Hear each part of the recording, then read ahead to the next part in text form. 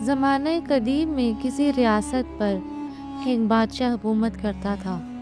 وہ بادشاہ ایک اچھا اور نیک دل انسان تھا، لیکن زیادہ عقل مند نہ تھا۔ اسی لیے اسے ہمیشہ ہوشیار اور سمجھدار لوگوں کی تلاش رہتی تھی، تاکہ اس کی رعایا بہتر ہو اور ملک ترقی کرے اور دشمنوں کو اپنا غلام بنا سکے۔ بادشاہ کو اپنی موجودہ رعایا بھی کچھ خاص کارآمد محسوس نہ ہوتی تھی۔ وہ لوگ صرف مشورہ دیتے تھے اور اس کے بدلے تنخواہیں وصول کرتے تھے، مگر ان کے مشوروں میں وہ تاثیر نہ تھی جو بادشاہ چاہتا تھا۔ یہ سوچ اکثر اسے بے چین رکھتی۔ ایک دن بادشاہ نے اسی الجھن سے نجات کے لیے اپنے درباریوں کے ساتھ جنگل کی سیر کا ارادہ کیا۔ شاید قدرت ہی اسے کسی جواب تک لے جا رہی تھی۔ بادشاہ جنگل پہنچے اور خوب سیر و تفریح کے بعد واپسی کا سفر شروع کیا تو راستے میں ان کی نظر ایک عجیب منظر پر پڑی۔ ایک شخص ایک بڑے درخت کے نیچے بیٹھا ہوا تھا اور وہ خود سے باتیں کر رہا تھا، جو دور سے پاگل اور عجیب سا لگ رہا تھا۔ یہ دیکھ کر بادشاہ رک گیا۔ اس کے دل میں خیال آیا، یا تو یہ شخص پاگل ہے یا پھر غیر معمولی ذہانت کا مالک جو اپنی ہی دنیا میں گم رہتا ہے۔ تجسس کے مارے بادشاہ اپنے درباریوں سمیت اس شخص کے قریب پہنچا اور اس سے گفتگو شروع کی۔ وہ شخص بظاہر آدھا پاگل لگتا تھا، لیکن اس کی باتوں میں ایک عجیب کشش تھی۔ بادشاہ نے نرمی سے سوال کیا، اے نوجوان، کیا تم پاگل ہو جو خود سے باتیں کر رہے ہو؟ یہ پاگل بادشاہ کی پوری سلطنت بچائے گا، اس بات کا کسی کو گمان تک نہ تھا۔ لہٰذا پاگل نے مسکرا کر جواب دیا، پاگل تم ہو اور تمہاری ساری رعایا، میں تو بالکل ٹھیک ہوں۔ میں تو صرف یہ چاہتا ہوں کہ اس جنگل کو کاٹ کر یہاں شاندار محلات تعمیر کرائے جائیں اور ان محلات کا بادشاہ میں خود بنوں۔ اس کی بات میں عجیب اعتماد اور بے باکی تھی، جو کسی عام پاگل کے بس کی بات نہ لگتی تھی۔ بادشاہ اور درباری اس کے جواب پر حیران رہ گئے، کیونکہ ایسے جملے یا تو کسی دیوانے کے ہوتے ہیں یا پھر کسی ایسے شخص کے جو دلیر اور غیر معمولی ذہانت کا مالک ہو۔ بادشاہ کچھ دیر خاموشی سے اسے دیکھتا رہا، پھر درباریوں سے اس شخص کے بارے میں مشورہ کیا۔ ان کے اندر چھپے لالچ نے فوراً سر اٹھایا۔ وہ آپس میں چپکے باتیں کرنے لگے۔ کسی کے دل میں یہ خدشہ تھا کہ اگر یہ شخص بادشاہ کا مشیر خاص بن گیا تو ہم اس کے تابع بن جائیں گے اور ہماری اہمیت بھی کم ہو جائے گی۔ دھیمے سے ایک درباری نے کہا، یہ خطرہ ہے، کہیں ایسا نہ ہو کہ ہم سب پر حاوی ہو جائے۔ دوسرے نے جلدی سے بادشاہ سے کہا، نہیں، یہ تو آدھے سے زیادہ پاگل لگتا ہے، ہوشیاری کی تو اس سے بالکل بھی امید نہیں رکھی جا سکتی۔ بالآخر بادشاہ نے یہ فیصلہ کیا کہ اس شخص کو محل لے جایا جائے۔ اگر بہادر نکلا تو کام آئے گا اور اگر واقعی پاگل ہوا تو اسے بعد میں چھوڑ دیں گے۔ لہٰذا اس شخص کو اپنے ساتھ چلنے پر آمادہ کر لیا گیا، مگر راستے میں اچانک اس شخص نے گھوڑے کو دوسری سمت موڑ دیا اور کوشش کی کہ بھاگ جائے۔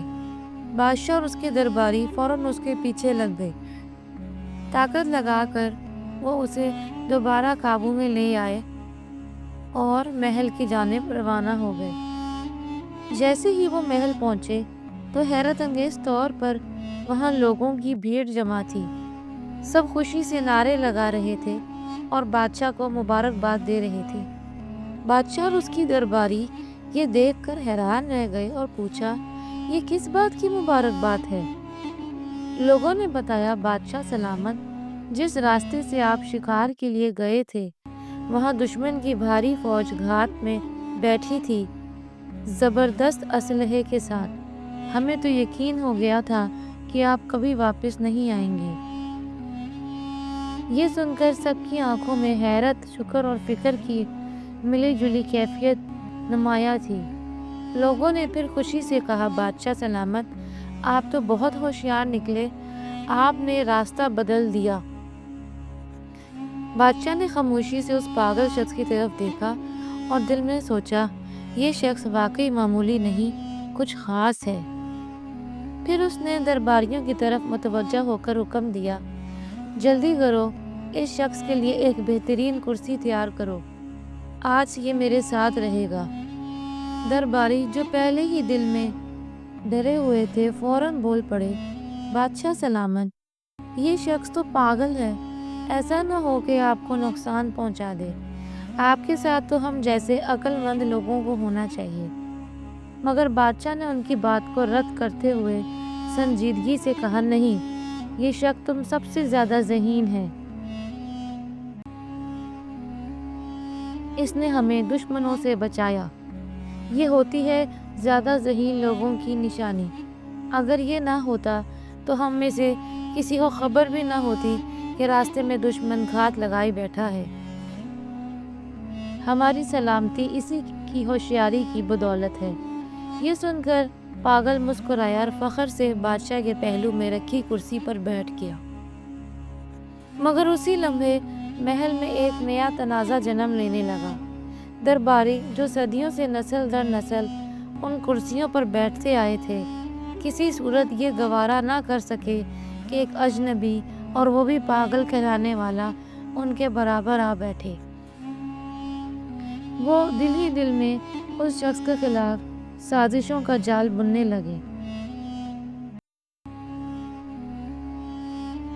اگلی صبح درباریوں نے پاگل سے کہا کہ اگر تم بادشاہ کو زوردار تھپڑ لگاؤ گے تو بادشاہ تم سے اتنا خوش ہوگا کہ تمہیں ڈھیر سارے انعامات سے نوازے گا۔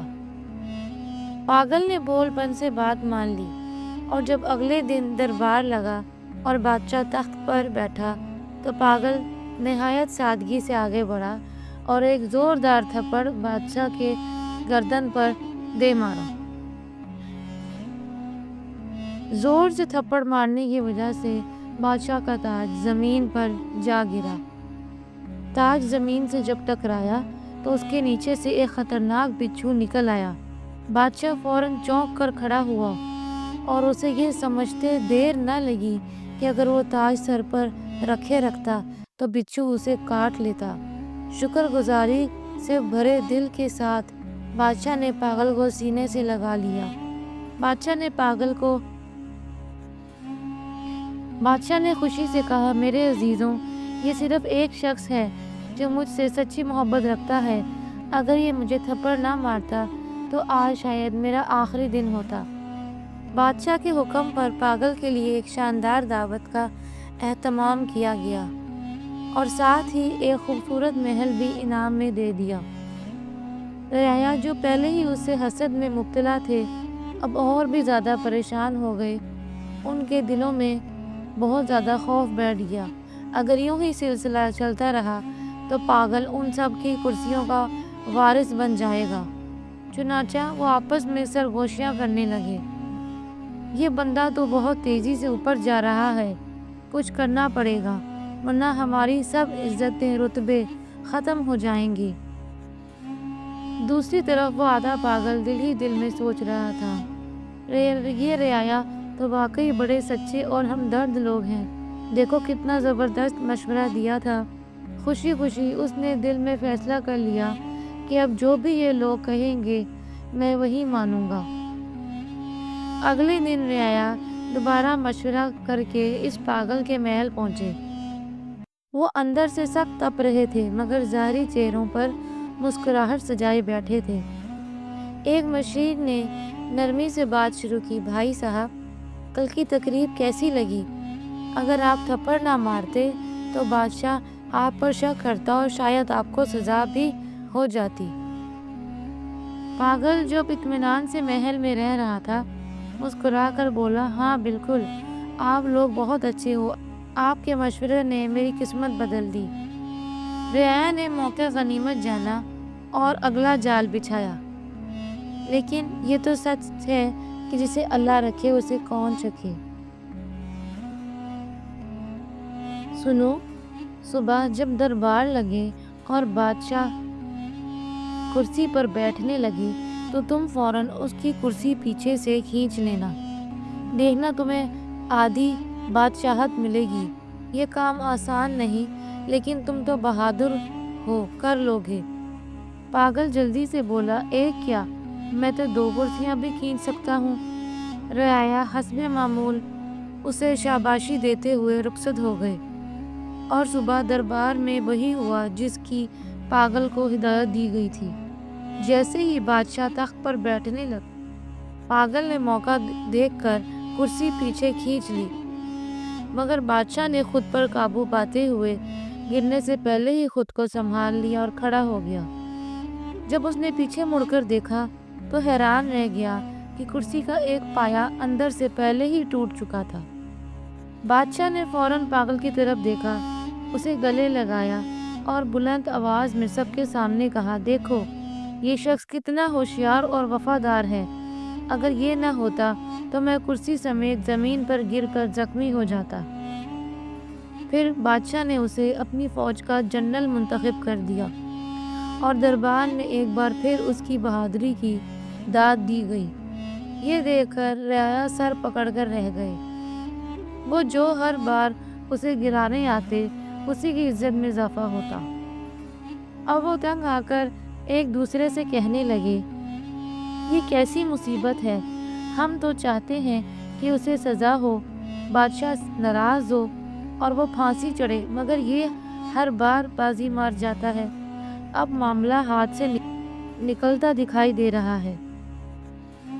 ایک گہری سازش بنائی، ایسا منصوبہ جو پوری سلطنت کو ہلا کر رکھ سکتا تھا۔ سب نے مل کر فیصلہ کیا کہ وہ پڑوسی بادشاہ سے خفیہ رابطہ کریں گے، اسے جنگ پر اکسائیں گے اور وعدہ کریں گے کہ ہم تم پر حملہ نہیں کریں گے۔ لیکن بادشاہ کو اطمینان دیا گیا کہ رعایا سب آپ کے ساتھ ہے، سب ہم سنبھال لیں گے، بس تم صرف ہمارے جنرل کو مان دینا، باقی سب کچھ ہم پر چھوڑ دو۔ اور دوسرا بادشاہ جانچ پڑتال کے بعد راضی ہو گیا۔ اب رہ گئی صرف ایک بات، اپنے بادشاہ کو جنگ پر آمادہ کرنا۔ چنانچہ رعایا نے اپنی چند آدمی زخمی کر لیے اور بادشاہ کے سامنے آ کر کہنے لگا، بادشاہ سلامت، ہم کب تک صبر کریں؟ اگر کل آپ کو کچھ ہو گیا تو پوری سلطنت روئے گی۔ دشمن حملہ آور ہو رہا ہے، ہمیں ابھی فیصلہ کرنا ہوگا۔ مختصر یہ کہ بادشاہ نے جنگ کا اعلان کر دیا اور اپنی فوج کو رعایا سمیت جنگ کے لیے روانہ کر دیا۔ اب لشکر کا سپہ سالار پاگل تھا، لیکن سب مل کر بھی پاگل کا کچھ نہیں کر سکتے تھے۔ جب وہ دشمن ملک کی سرحد پر پہنچے تو وہاں کی فوج پوری تیاری کے ساتھ موجود تھی۔ دونوں جانب کی فوج جب جنگل میں داخل ہوئی تو پاگل نے حکم دیا، سب رک جاؤ، سب سے پہلے میں بادشاہ سے خود لڑوں گا کیونکہ میں کمانڈر ہوں۔ پوری فوج رک گئی۔ پاگل نے زور سے آواز دی، اے بادشاہ باہر آ۔ دشمن بادشاہ آیا اور دونوں جنگل کے بیچوں بیچ آمنے سامنے کھڑے ہو گئے۔ اچانک ایک خونخوار شیر جھاڑیوں سے نکل آیا اور دشمن بادشاہ پر حملہ کرنے لگا۔ پاگل جو اصل میں صرف تلوار چلانا چاہتا تھا اور دل میں کوئی ذاتی دشمنی نہیں رکھتا تھا، فوری آگے بڑھا اور شیر سے لڑنے لگا۔ ایک سخت جنگ کے بعد اس نے شیر کو مار گرایا اور بادشاہ کو زخمی حالت میں اٹھا کر لایا۔ دشمن بادشاہ خون سے لت پت تھا لیکن زندہ بچ گیا۔ دشمن فوج کے بادشاہ نے کہا، لڑائی نہیں ہوگی، میں اس کمانڈر کو معاف کرتا ہوں، اس نے میری جان بچائی ہے، یہ نہایت بہادر اور ہوشیار شخص ہے، ہم جنگ نہیں چاہتے۔ ہاں، جو رعایا اس کے ساتھ آئے تھے انہیں گرفتار کر کے قید میں ڈال دو۔ یہ سن کر پاگل نے فوراً تلوار نکالی اور گرج کر بولا، خبردار، اگر کسی ایک نے بھی میری رعایا کو ہاتھ لگایا۔ بادشاہ نے اس کی وفاداری دیکھ کر دل میں کہا، کیا کمال کا بندہ ہے، دشمنوں کو بچاتا ہے اور خود کو بھول جاتا ہے۔ اب پاگل کا چرچا پوری ریاست میں ہونے لگا۔ اس کی بہادری اور سچائی نے سب کے دل جیت لیے، یہاں تک کہ بادشاہ نے اس کی شادی اپنی بیٹی سے کر دی۔ رعایا جو پہلے ہی اندر سے جلے بیٹھے تھے، یہ منظر دیکھ کر آگ بگولا ہو گئے کہ ان کو ہر قدم پر ذلت کا ہی مقام ملا۔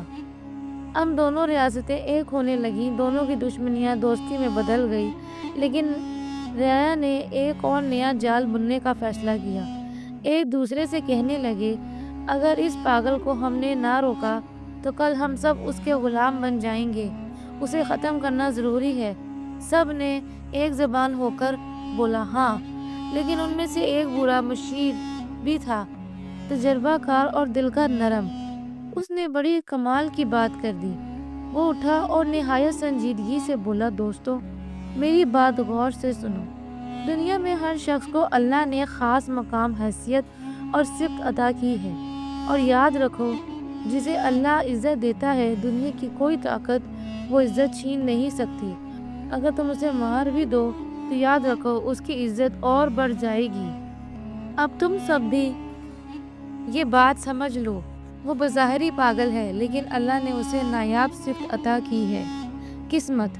اگر پوری سلطنت بھی اس کے خلاف ہو جائے تو وہ اکیلا ہی جیت جائے گا، لہٰذا اس سے الجھنے کی بجائے خود سچائی اختیار کرو۔ ساری رعایا نے اپنے حسد پر توبہ کی۔ تو دوستو، یہ کہانی بظاہر ایک فنی کہانی لگتی ہے، لیکن اس میں ایک حقیقی سچ چھپا ہے، اور وہ یہ کہ قسمت اور سچائی، اللہ کا کرم، ہمیں بھی کبھی کسی سے حسد نہیں کرنی چاہیے، کیونکہ اگر کوئی کسی عہدے یا رتبے پر فائز ہو تو وہ اللہ کی ہی عطا ہے۔